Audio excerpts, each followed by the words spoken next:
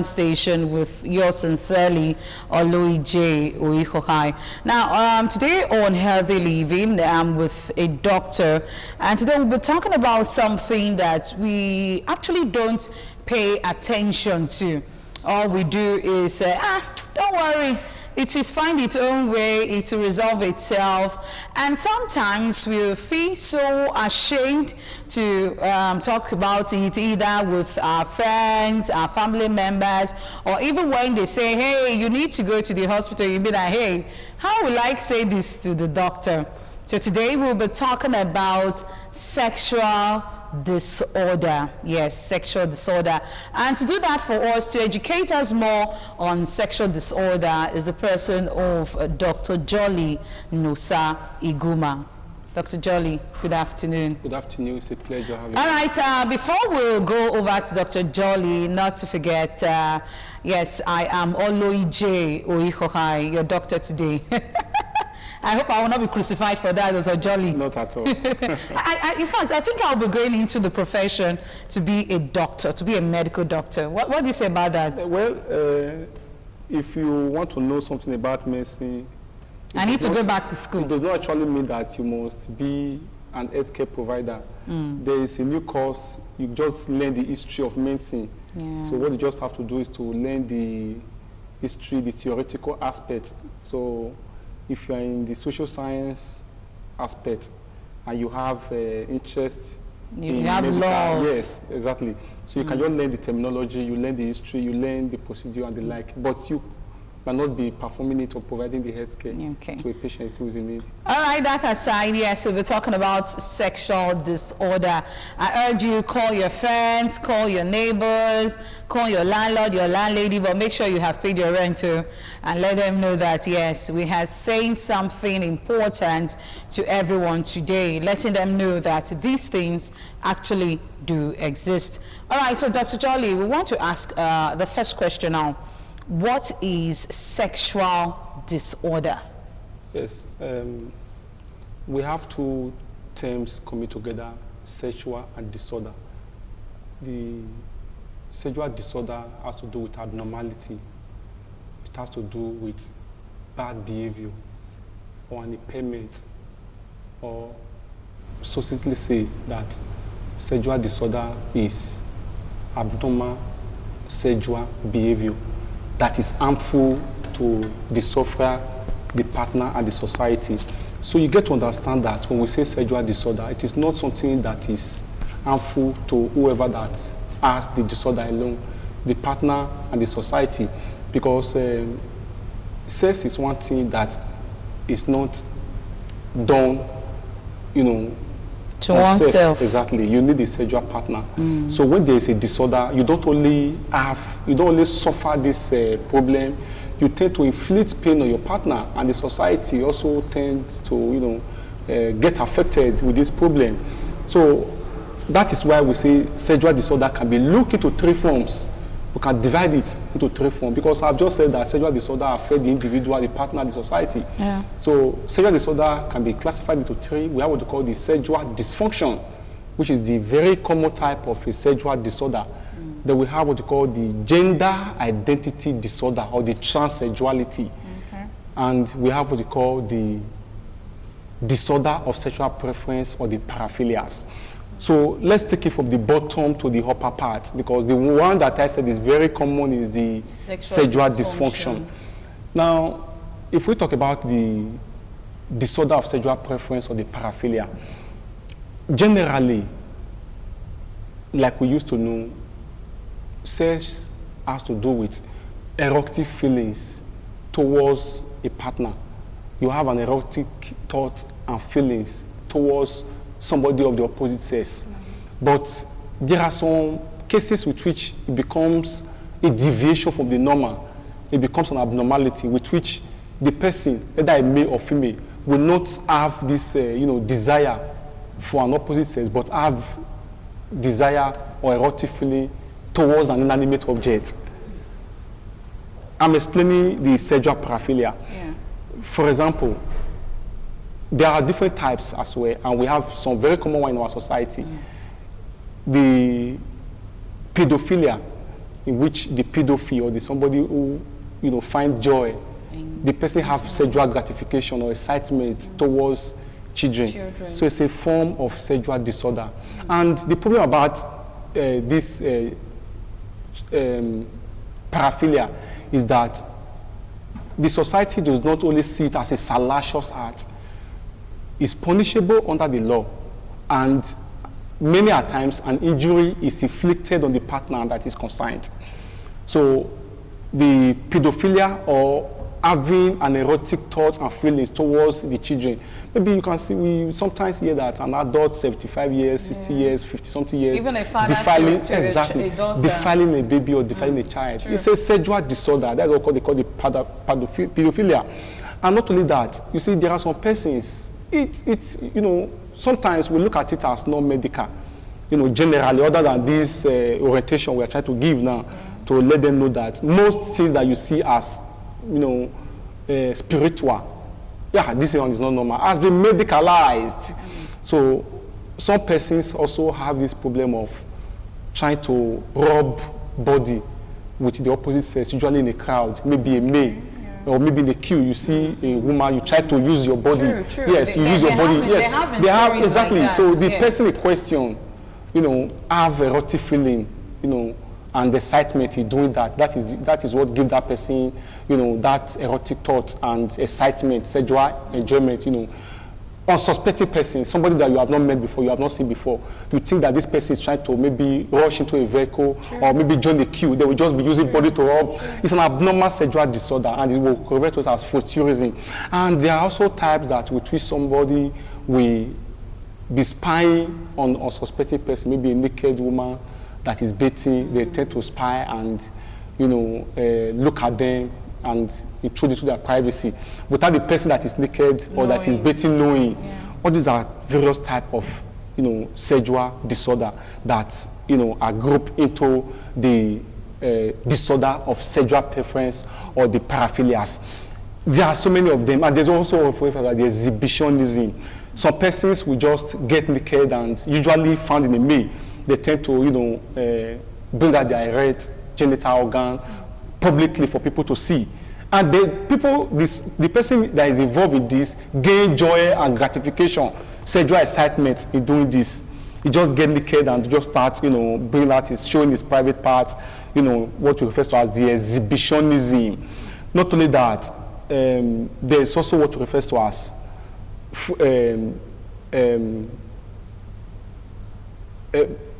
sadomasochism. What that means is that some persons have, joy in inflicting pain on their partner, sexual partner. And the return, sometimes the partner also enjoys it. So that is why the two ways. The person that is inflicting the pain, is what we call the sadist. That is sadism. But if the sexual partner enjoys it, that is the masochism. So it comes together, I would say, sadomasochism. It's a form of a sexual disorder, though not too very common, but it exists. And we have also, heard that some persons, able-bodied men, go into the mortuary to lie and have an intercourse with a dead body. So what we refer to as the necrophilia. Also medical condition. Exactly. That's necrophilia. It's a medical condition. It's a sexual disorder. Even this person might be married, might also have a sexual partner, but they just have that urge, erotic feeling towards sleeping with, a dead person. It's a sexual disorder, and it's, an aberration from the normal.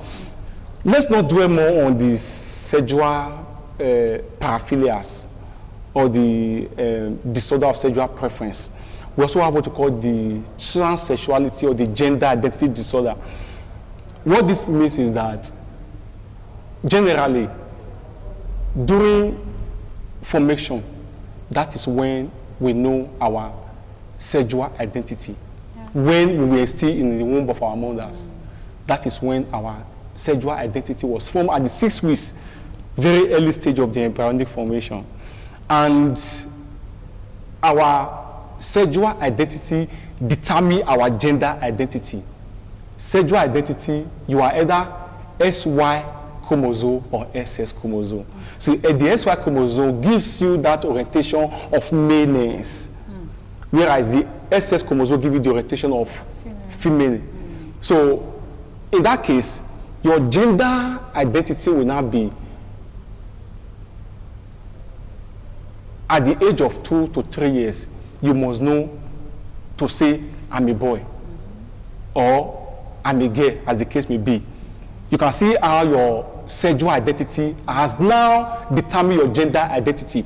But there are some conditions with which somebody that is formed to be a male will never believe that he is a male. He prefers to dress like a female and behave like a female. That is what we refer to as the gender identity disorder or the transsexuality. Very common in a male. He dresses like a woman.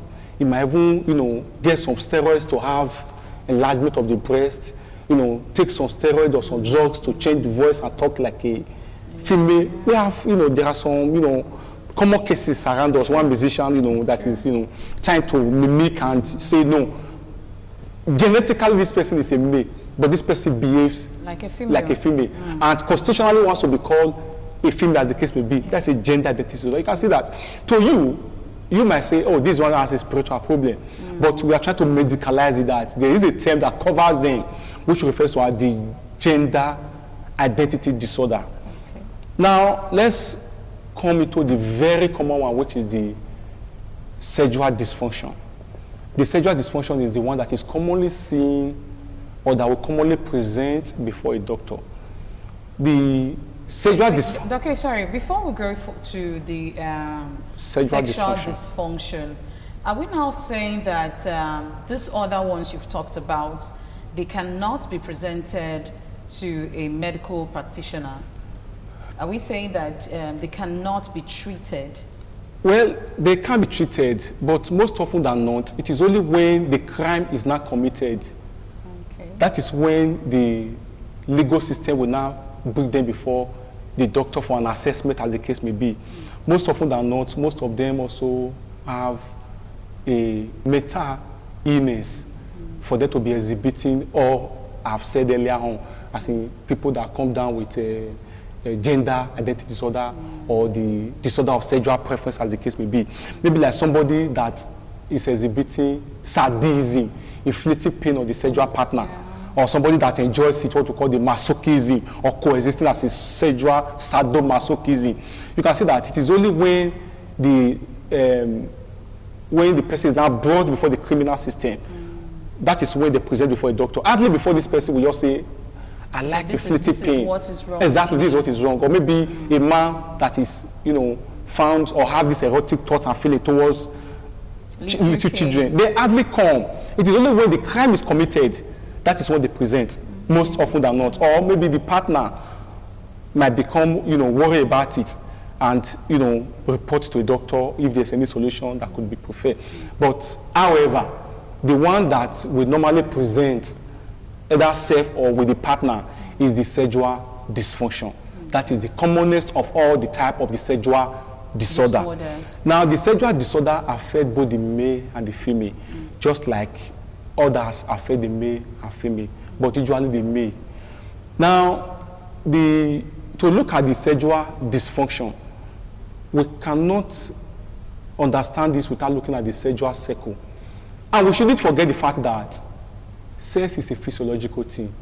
According to Abraham Maslow, when he explained the theory of human needs, he used a pyramidal, a shape to describe the needs of a man.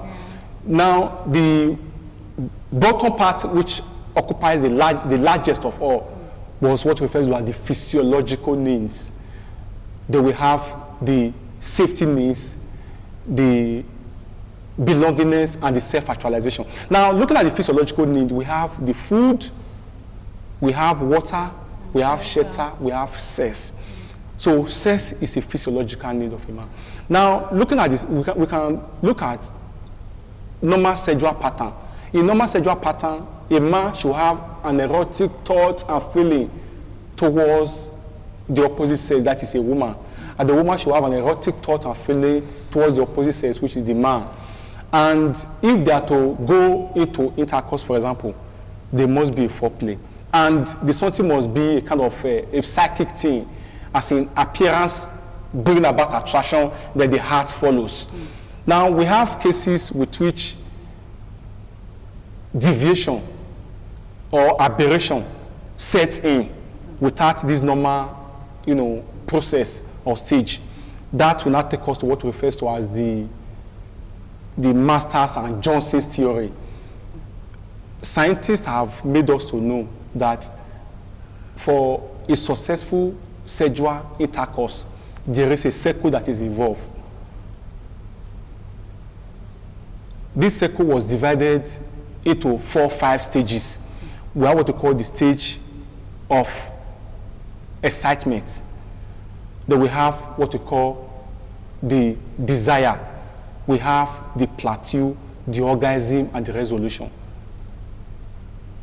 Or, simply put, for every sexual cycle, from the stage of romantic feeling between a married man, the married woman, as the case may be, we have stage of excitement or desire down to the last stage of resolution.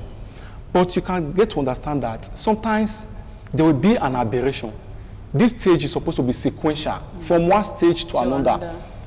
From that desire, arousal, plateau, orgasm, and resolution.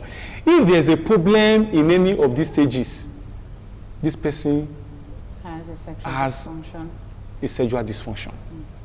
Now, if we are to define the sexual dysfunction, other than the way I've explained it, we will say that sexual dysfunction is an impairment or dissatisfactory sexual performance. Impairment or a dissatisfactory sexual performance. So it affects if it affects male, it affects female as well. And the very common one that affects the male is what refers to as the impotency. Medically refers to it as erectile dysfunction. Erectile dysfunction is the most common of the sexual dysfunction that affect the male. That might be the reason why they will come and see a doctor. But you see, the problem about this erectile dysfunction is that most persons will not even like to see a doctor. They will ascribe it to be a spiritual thing. And most of them can even go into tree, answer groundnut and believe on the medication their friends have been giving them. But looking at the erectile dysfunction, what does the erectile dysfunction mean? It has to do with inability to gain erection or sustain it long enough for a satisfactory sexual intercourse. That is to say that if a man is unable to gain erection and sustain it long enough for a satisfactory coitus with the sexual partner, this person has what we call has a erectile dysfunction, which is commonly referred to as impotency. It has a cause, actually. It's not something that just come up suddenly. But however, if we are to look at the erectile dysfunction, question I would normally ask is, for how long has it been? Is it a long-lasting thing? Or is it a situational thing? Or a generalized thing? What I'm trying to say is that question that you ask somebody that had erectile dysfunction is, for how long has it been? Was there a time you were able to gain erection? Was there an incident resulted to this?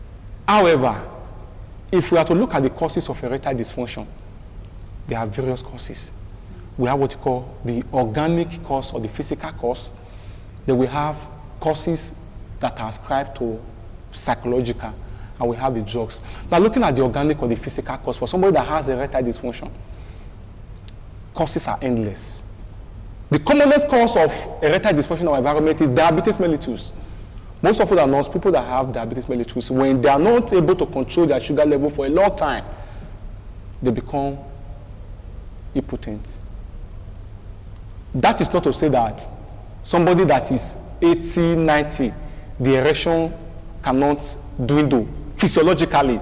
But we are talking about, say, 40, 50, or even younger age, having problem with, erection, as the case may be.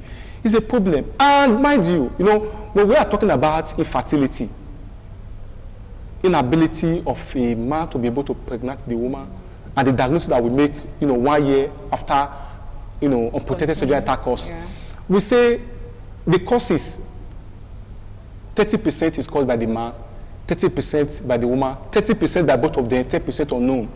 But I let you know that this 10% that was unknown is what we are trying to bring in place. For example, a man that has erectile dysfunction, that is unable to gain erection during sexual intercourse, how can he be able to ejaculate semen that will, pregnant the woman? You can see how his fertility, how a woman can, how a couple can suffer infertility if a man suffers impotence. Yes. As I was saying, looking at the causes or the physical causes, we have what they call the endocrine cause, and I said the diabetes mellitus is a very common, cause of diabetes mellitus in our environment worldwide. Not only that, there's what we call the heart disease. Not only that, neurological causes. So people that have a neurological problem, maybe brain injury as the case may be, amyotrophic lateral sclerosis, multiple sclerosis, transverse myelitis, patient that has spinal cord injury. So even patient that has Parkinson's disease, it's endless. Somebody that has problem related to the central nervous system will not be able to might not be able to gain erection, or will suffer this erectile dysfunction or impotency. Because there's also a psychic. The brain must respond higher center must respond for a full tumescence or rigidity, or for the penis to be able to become rigid for a sexual intercourse to take place. That is the psychic. If there's an injury to the brain, there's already a problem, because a neurotransmitter nitric oxide must be released for the blood flow and chemical reaction to take place that would bring about the full erection of the penis for sexual intercourse to take place. Other than the organic causes, we also have the use of drugs. You see, we advise that patients should be mindful of the kind of drugs they take. Erectile dysfunction could be secondary to iatrogenic. That is, you are taking drugs for one illness, and the illness is getting treated. But however, this drug is now causing erectile dysfunction. For example, patient that is hypertensive, that is taking antihypertensive drugs, they might not even know the side effect of the drug they are taking. For example, the beta blockers. Antihypertensive tend to affect, the penile artery, resulting to, poor blood supply, which will result to erection problem. Not only that, use of H2 receptor antagonists, which is commonly used for the treatment of ulcer, like the common Cimetidine tablets. Using this tablet over a very long time will result to erectile dysfunction. Not only that, some antipsychotic drugs, some antidepressant drugs like monoaminosidase inhibitors, very common drugs in our environment, that some patients take without even knowing the side effects. After some time, they become. That's the reason why they are being advised not to treat themselves. Or do a self-medication. Yes. So you can see that erectile dysfunction, the causes are diverse. Physical causes, psychological causes, which I've just mentioned. And look at the psychological causes. Sometimes it might not even be as a result of physical organic cause. Fear, anxiety, difficult life situation, stress might be the reason why a man might not be able to gain full erection, as the case may be. There is a treatment for it. And very, very also, we also have a very common sexual dysfunction in male, which is the premature ejaculation, but not too very common as the erectile dysfunction. Premature ejaculation has to do with recurrent or habitual ejaculation before, during, or after penetration. So what it means is that the man just ejaculates before or during or just shortly after penetration, so that the woman or the sexual partner does not have a satisfactory coitus. This might cause disharmony between the partner. So you can now see that those problems are treatable and they are a form of sexual dysfunction in male. Okay. And all the causes I've highlighted in erectile dysfunction, some of them are also responsible for the premature ejaculation. Usually, psychological causes, difficult life situation, anxiety, maybe fear, stress might be the reason why the man in question is not able to maintain, intercourse for a long time. But you see habitual ejaculation within a very short time of penetration, as the case may be. Just like the sexual dysfunction affecting the male, so also we have in female. The very common one in female include what we call the dyspareunia. That is what refers to as painful, unbearable intercourse. Okay. If a woman is having painful intercourse, unbearable, unpleasant intercourse, the sexual life will not be enjoyable. True. And she might not be able to get pregnant because the man becomes uncomfortable and might not be able to continue with that act. But looking at the sexual cycles, as I've told you earlier, if the stage becomes synchronous from that stage of desire, arousal, plateau, orgasm, and resolution, the first two stages of the desire and the arousal, they're supposed to be a full lubrication. That is not supposed to cause pain in a woman. But in some cases, you see that during penetration or during sexual intercourse, the woman feels unbearable pain, and she might not like to continue with such acts. The causes many at times are usually gynecological. For example, a woman that has pelvic inflammatory disease that is untreated might come down with this dyspareunia.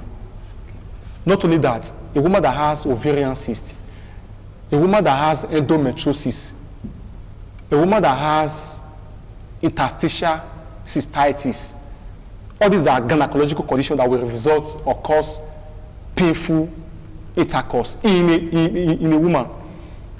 And also a very common sexual disorder in a female with respect to sexual dysfunction is the vaginismus. Very also similar to the dyspareunia. But in this case, the woman genital have what we call painful spasm. Even with her hand, she feels pain because of the fact that there is a contraction. It does not allow anything to go in there. It's like it's refusing. It's like there's an aversion. It does not allow anything to go in. And such woman will feel, very painful, intercourse when the heart is going on. They are not able to sustain it. And the cause are also similar to what I've highlighted in that of the dyspareunia. Sometimes during female genital mutilation, during female circumcision, they scrape, the clitoris, scrape the labia minora to an extent that the something becomes a scar formation. So that might be the reason why the lady in question suffers this dyspareunia, because of the spasm. There's a tightness in such a way that does not allow it to go in there. And pain will not be the symptom of presentation during sexual intercourse. Not only that, even some procedure during delivery, as in episiotomy, might cause scar formation, which will cause, which will eventually cause a complication resulting to this vaginismus. Okay, so well, how long can this continuously happen to a woman before she says, okay, this is becoming unbearable, I need to go see my doctor or a doctor? Well, it depends. Most often than not, is the partner that will raise an alarm, because the partner will be uncomfortable. True. Yes, and it's not the partner that suffers it, but you can say that inadvertently. The woman on herself. Exactly. She suffers pain. Yes, exactly. But in most cases, it's the partner that will be worried. It's the partner that will disturb the partner who has the problem to say, let's see a doctor. And the thing will have, be for a long time. We are talking about something that is persisting, not maybe situation, and maybe at a particular point in time you just feel pain. Oh, therefore you have, this sexual dysfunction. This something must be a recurring, persisting thing. And if it's a thing that has been there for a long time and is not causing, unbearable pain to the partner, just like, for example, a woman that is experiencing vaginismus, which is the painful spasm of the vagina that I've explained earlier, or dyspareunia, which is, pelvic pain during sexual intercourse, the man might not be comfortable with this. That might be the reason why the man was okay, let's see a doctor and let's know the cause of this, unbearable pain. Yeah. Or maybe a man that is having erectile dysfunction. The woman might not be able to tolerate that after some time, and she might, persuade the husband to say, or the partner to say, let's see a doctor and know the cause of this, power failure or erectile dysfunction, as the case may be. So it's not just a thing that will just occur once. Even the person in question tends to suffer it, but many a times they believe that it's not a medical condition, and they, have a clandestine feeling that it's not something that I have to expose myself about. It's not something. It will go on its own. Exactly, to go on its own, like that, and before you know it, it becomes exactly. So they live with it in perpetuity, and they start having matrimonial discord and matrimonial problem, as the case may be. True. Okay, now, so would we say that for a man, it's once the person gets this erectile dysfunction, the man should, as quickly as possible, come see a doctor, or the man can still wait for a little while before getting to the hospital? Well, it depends on the cause of the erectile dysfunction. Okay. If it's an accidental one? Yes, if it's the one that just occur secondary to a use of medication, as in it's not a long lasting thing, or maybe it's not something that the patient started experiencing right from the time he was exposed to sexual intercourse, and they now present on time. So you can answer that, asking questions and trying to know which drugs have you been taking, for how long have you been having this problem. You can see that the cause, if the cause is traced and is withdrawn, the person after some time come back to normal. But mind you, in medicine, there's what refers to as acute and chronic. So presenting on time, because there's a gold period. Sometimes when you stay and say, let me watch and see, the something might become chronic. And at the time you are presenting, might not be treatable. So it's better for you to present on time. But that is not to say that you just present when you have just experienced it once in your lifetime, maybe as a result of a difficult life situation or stressful condition or anxiety, as the case may be. But if it's a thing that is not causing worry, your partner is not getting uncomfortable, there's a need for you to see a doctor to evaluate the cause of your erectile dysfunction. Okay. The earlier you present, the better to know the cause and treating you. Okay. Now, while I was reading for this program, the sexual disorder, and getting to know more about it, I got to a part where it's been said heart failure can also cause this. Yes. When I was trying to look at the causes of the erectile dysfunction, I said neurological, endocrine, heart disease condition too. So patients with, the list is endless. Patients who have arteriosclerosis, or maybe fats. What I told you means fats in the artery. Mind you, for the penis to gain tumescence or to become rigid, there must be a good blood flow via the penile artery. So when there is enough plaques or fats in the artery, it tends to disturb, proper blood flow that will not cause, a rigidity to the bulbous or the muscles of the penis, as the case may be. So you can now see that the list is endless. Heart disease condition, of course, could, cause erectile dysfunction in me. Not only that, even patients that have had, surgery within the rectum, like hemorrhoidectomy, people that have had pile operation, they tend to come down with erectile dysfunction. Even prostatectomy after a prostate, operation. The truth of the matter is that when they come, when the patient come before the doctor and complain about this, the problem no is half solved. Telling you, oh, this is what is responsible, and giving you an assurance that, oh, well, after some time, or this is what you do. There are 3 reasons why you see a doctor. 1 is to know the cause of your problem. Number 2 is to get an assurance. Number 3 is to get treatment. True. So you get to understand the fact that presenting on time is very important. Okay. All right. They said health is wealth. If you just joined us, this is Sexual Disorder, and our doctor in the house is Dr. Jolly Nosa Iguma, a medical practitioner. Let's go for a quick short break. When we come back, you get to start calling in on the number we'll be showing on your screen. Don't go nowhere. We'll be right back.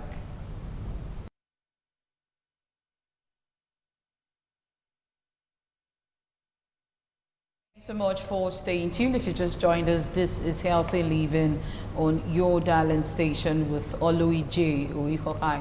Now, before the break, we did talk about different causes of sexual disorder and narrowing our discussion to sexual dysfunction. Now, Dr. Jolly Iguma, I want to ask you, are there psychological dysfunction causing one to have erectile dysfunction? Well, just like as I've said earlier, the causes of the sexual dysfunction is either physical or organic. Then we have drug use and the psychological. Like I did mention when I was discussing about the erectile dysfunction, a man who suffers depression, anxiety, difficult life situation, stress, anger, grief, as the case may be, either prolonged or, short-lived, as the case may be, at that particular point in time, they tend to suffer erectile dysfunction.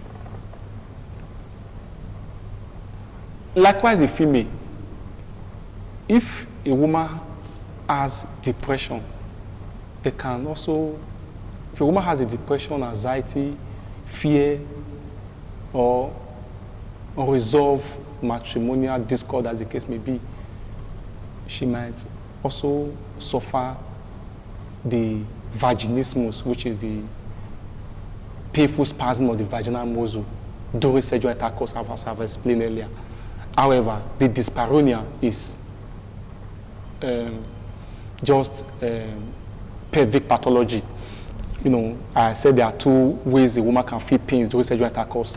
Other than that, psychological causes can also result to another type of sexual dysfunction in females, like what we refer to as the low sexual desire disorder.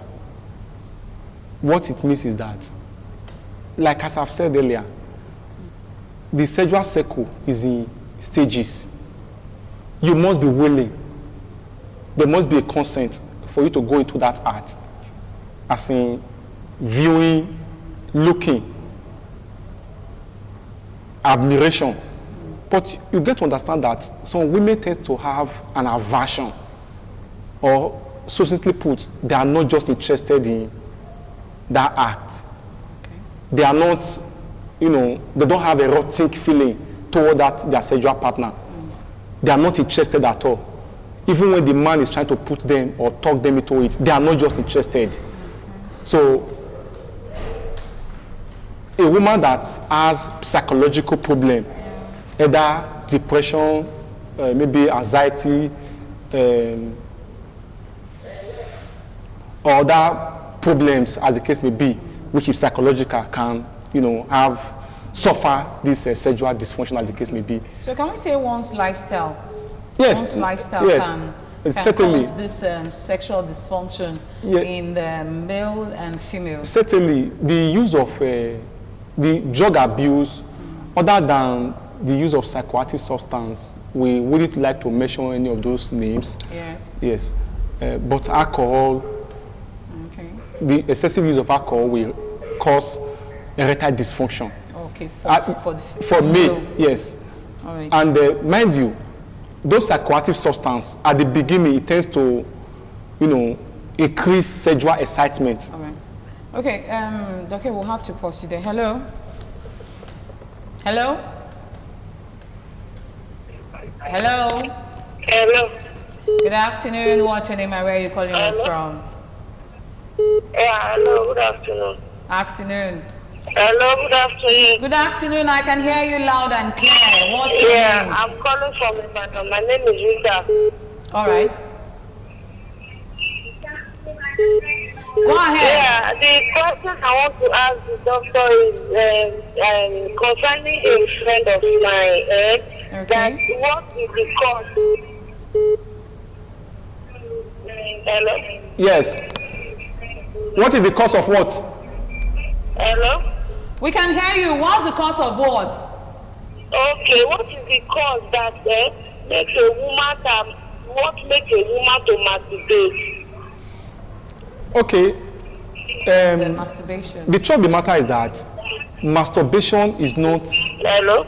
Yes. Yes, we've heard your question. Thank Yes, you. thank you.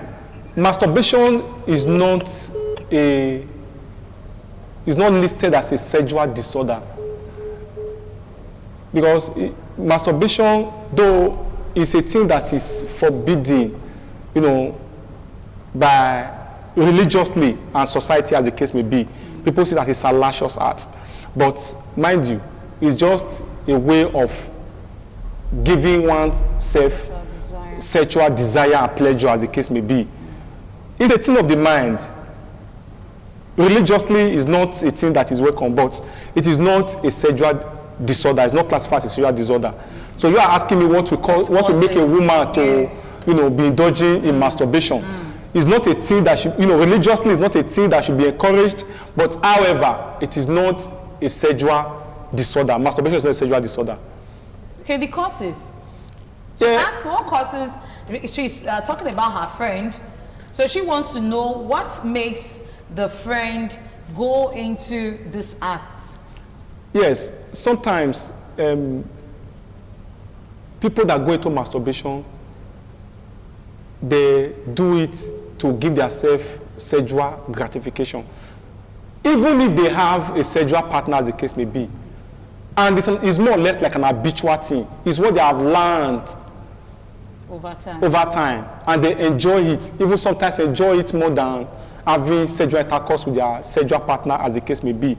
But I tell you that loneliness, looking for something to occupy them at a particular point in time, will stop them from that act.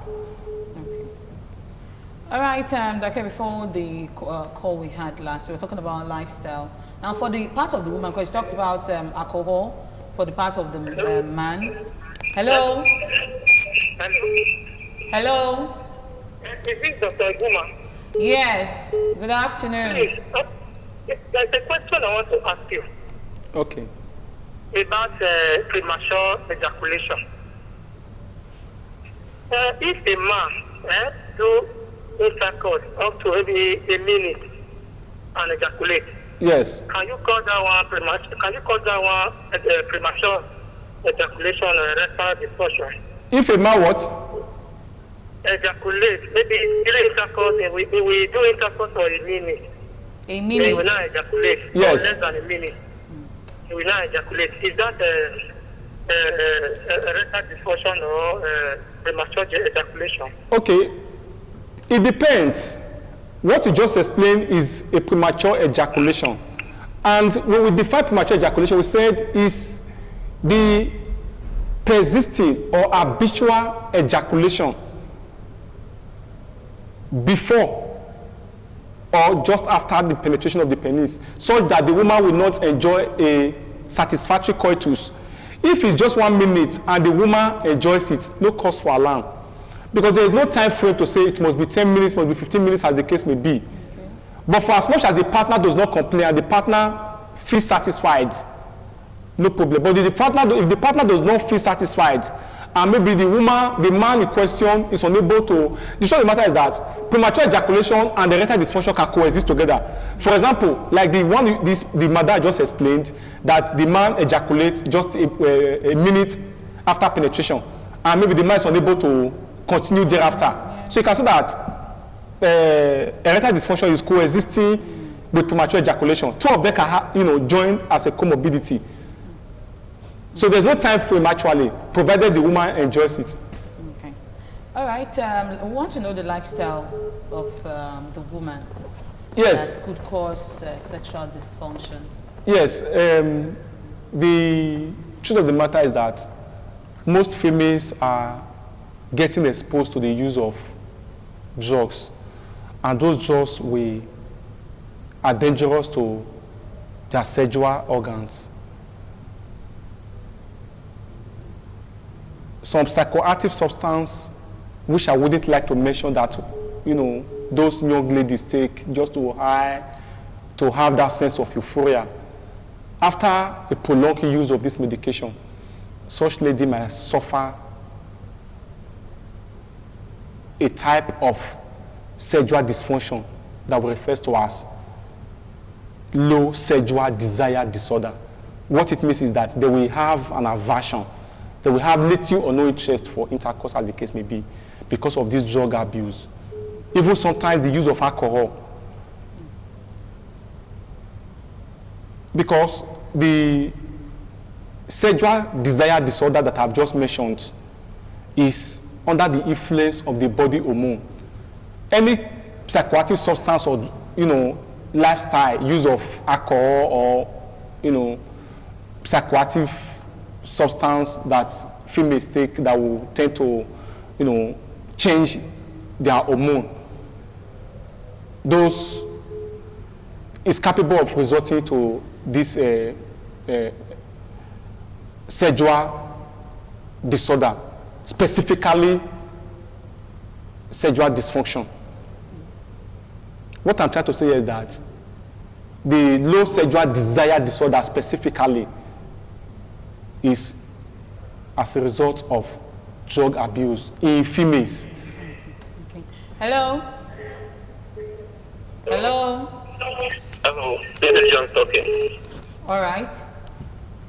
I wanted to know if it's bad for a guy to be having excess erection. If it's bad for what? Erection. Hello?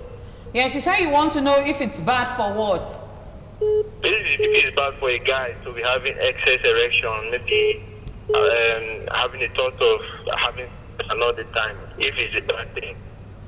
Okay, Dr. Johnny, did you get that? Yes, what he's just asking is whether it is right for... If it's bad yes, for one to have excess erection. Okay, and having sex all the time. Yes, one thing you have to understand is that in this sexual disorder we are talking about, we are trying to look at moderate. Something that is low is an abnormal, and something that is high is also abnormal. We are looking at an average. So you cannot say that if it's excess, for example, some male, just like we have in female, some female have this kind of, they will not have they will not reach that last stage of resolution. In sexual resolution, you are satisfied, you are okay, you have that sexual gratification, and you have reached that peak. It's okay, you are very okay. But there are some persons, they will not achieve that last stage of sexual cycle, which is the resolution. In female, that might cause excessive sexual intercourse, what we call nymphomaniac. It also occurs in males too. They will not achieve that resolution stage.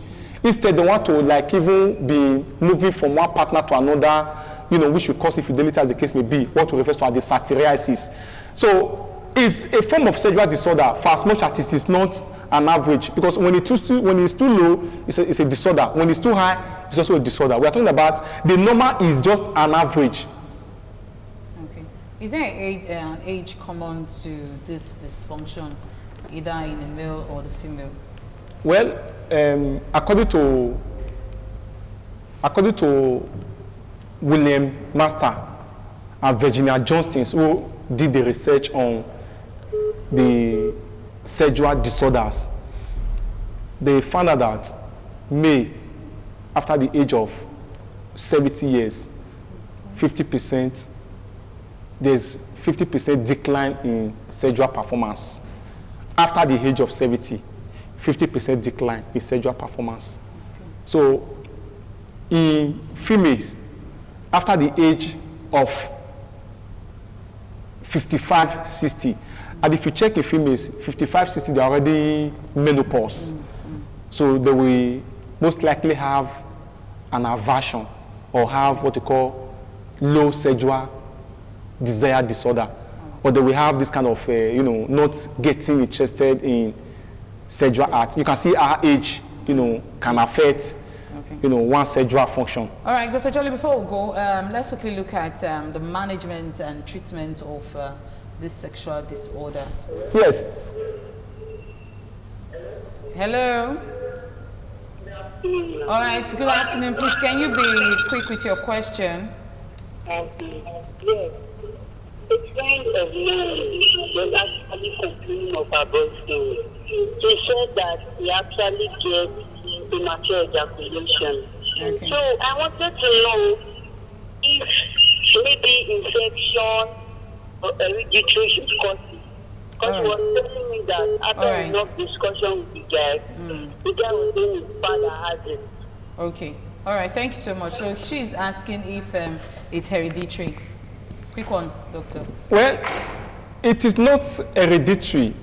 It is only when the cause, because we have alerted the cause. Maybe somebody that has a transverse myelitis or somebody that has diabetes. Okay. Diabetes runs in the family, as the case may be. Okay. So it is the cause, the primary cause now, that we'll be talking about, that is hereditary. But we cannot actually say that the premature ejaculation is hereditary, no. Because something actually is causing the the premature ejaculation. All right. Looking at the management and treatment, as the case may be, problem no is half solved. Yeah. If we are to look at the treatment or management of erectile dysfunction, though we don't mention drugs, we should be able to ask to know if the problem is a lifelong thing, if it is generalized or situational. Questions that we ask, so that we will now know. Sometimes withdrawing a particular drug a patient is using, you're already treating the patient. And we can also do a physical examination. Like a patient that have done a surgery within the rectal region, like hemorrhoidectomy, or patient that have done prostatectomy that I've mentioned, you can now see that such person might now suffer erectile dysfunction, as the case may be. But notwithstanding, there are specific drugs that can help to increase the nitric oxide, which I said are the neurotransmitters that are responsible for increase in blood flow to the penis. All right. So in a nutshell, you're saying when the person comes to the hospital, whatever is the case, when it's being diagnosed, you'll be able to know how the treatment is going to be taken. All right. Basically, people are supposed to understand at this point in time that sexual disorders sexual dysfunction are treatable health condition. Okay. Going along the road, buying outside groundnuts, or taking drugs which might be toxic to the liver or the kidney should be avoided. Okay. All right. Before we go, there's a question I want someone sent. They said, if a man or a woman stays without having sex for as long as a year, can that also be causes of sexual dysfunction? Can that also be linked to sexual dysfunction? Yes, in that case, it becomes situational. Okay. It will not be a prolonged thing. Okay. For the fact that the person have not had sex for the past 1 year, that might be the reason why there will be quick ejaculation as the case may be. All right. Thank you so much, Dr. Jolly Guma. It has been sexual disorder today on Healthy Living. I'll be seeing you again next week for another exciting time. Do remember, health is wealth. Take care of yourself. Bye for now.